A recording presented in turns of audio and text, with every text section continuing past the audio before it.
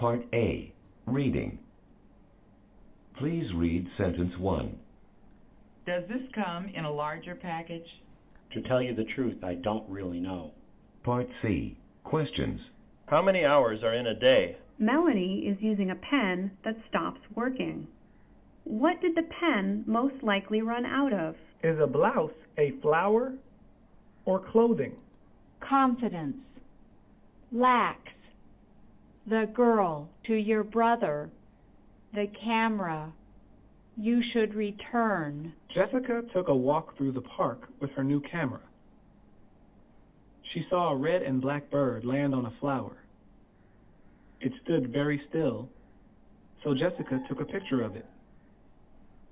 When the camera went click, the bird flew away.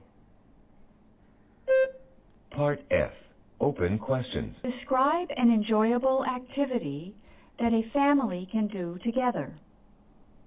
Choose an activity that is good for both children and adults. Congratulations!